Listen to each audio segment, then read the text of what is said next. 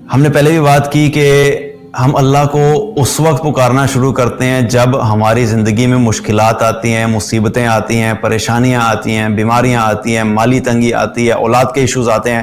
اس وقت ہم اللہ کی طرف متوجہ ہوتے ہیں اور ہماری دعاؤں کی جو ڈیوریشن ہے اور ہماری دعا مانگنے کی جو طریقہ ہے اور جو ہمارے اندر ایک فیلنگ ہوتی ہے دعا مانگتے ہوئے، وہ اس وقت جیسی ہوتی ہے، وہ عام حالات میں نہیں ہوتی. اس حدیث میں رسول اللہ صلی اللہ علیہ وسلم نے ہمیں بڑا زبردست فارمولا دے دیا کہ اگر ہم چاہتے ہیں کہ ہماری دعائیں مصیبت کے وقت قبول ہوں، سنی جائیں،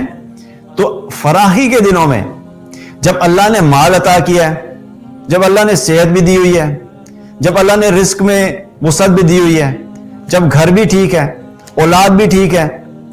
جاب بھی ٹھیک چل رہی ہے، بزنس بھی ٹھیک چل رہا ہے، سب چیزیں آپ کو عافیت والی لگ رہی ہیں، تو اس وقت اللہ کو زیادہ سے زیادہ پکاریں. کیونکہ جو انسان اس وقت اللہ کو زیادہ سے زیادہ پکارتا ہے اور کثرت سے دعائیں کرتا ہے، پھر جب اسی انسان پہ مشکلات آتی ہیں، مصیبتیں آتی ہیں، پریشانیاں آتی ہیں، تو اللہ سبحانہ تعالیٰ اس کی مصیبتوں اور مشکلات میں بھی اس کی دعاؤں کو جو ہے وہ قبول کرتا ہے. اس کی وجہ کیا ہے کہ اگر دیکھا جائے تو اللہ سبحانہ تعالیٰ کو اپنے بندے کی عاجزی بڑی پسند ہے، اور وہ عاجزی صرف مصیبت کے حالات میں نہیں بلکہ فراخی میں بھی، جب حالات اچھے ہیں. کیونکہ بندے تو ہم اللہ کے ہی ہیں، وہی اللہ جو ہمیں رزق دیتا ہے، وہی اللہ جس نے ہمیں اس دنیا میں بھیجا، وہی اللہ جو ہماری موت کے فیصلے کرتا ہے، وہی اللہ ہے جو ہمارے لیے دنیا میں جو بھی سچویشن چل رہتے ہیں وہ سب فیصلے وہی کر رہا ہوتا ہے.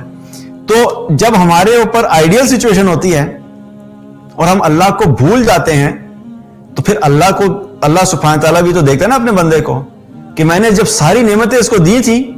نعمتیں تو میں نے ہی دی ہیں،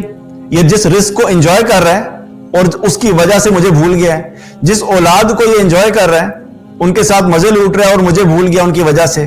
جس مال کو یہ انجوائے کر رہا ہے اور اس کی وجہ سے مجھے بھول گیا ہے، جو گھر ہے اس کے اندر یہ اتنا گم ہو گیا اس کو سجانے میں، یا گم ہو گیا اس کو سجانے میں مستقل، دیا تو میں نے ہی ہے لیکن یہ مجھے بھول گیا ہے. تو فراخی کے دنوں میں مجھے بھول گیا، سب کچھ میرا دیا ہوا تھا اور مجھے ہی نہیں پکار رہا، مجھ سے ہی دعا نہیں کر رہا. اور ویسے بھی اللہ سبحانہ تعالیٰ کو یہ بات پسند نہیں ہے کہ لوگ بندے اس سے دعا نہ کریں. اللہ کو یہ چیز زیادہ محبوب ہے کہ اس کے بندے اس کے سامنے ہاتھ اٹھائیں، دعائیں مانگیں، اس کے سامنے اپنی عاجزی کا اظہار کریں.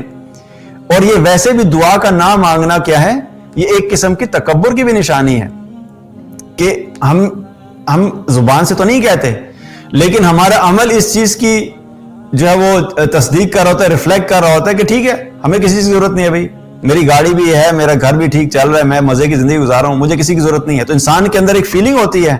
کہ نہیں، بس سب چیزیں میرے کنٹرول میں ہیں، میں بالکل ٹھیک ہوں. اور جو ہی چیزیں آؤٹ آف کنٹرول ہوتے ہیں تو پھر ہمیں اللہ یاد آ جاتا ہے. اس لیے کیا ہے، اس حدیث سے کیا پتہ لگتا ہے کہ اللہ سبحانہ تعالیٰ کو فراخی کے دنوں میں کثرت سے پکارنا اور اللہ سے دعائیں کرنا، تو جو شخص ایسا کرتا ہے تو پھر جب مصیبت کا وقت آتا ہے، آزمائشیں آتی ہیں، پریشانیاں آتی ہیں، تو اللہ سبحانہ تعالیٰ اس وقت بھی اپنے بندے کو پھر یاد رکھتا ہے. کیونکہ اس بندے نے اللہ کو فراخی کے دنوں میں یاد رکھا تو اللہ اس کو مصیبت کے دنوں میں یاد رکھتا ہے. تو فراخی کے دنوں میں کثرت سے دعا کرنا کیا ہے کہ اس سے بھی اللہ تعالیٰ دعائیں قبول کرتا ہے.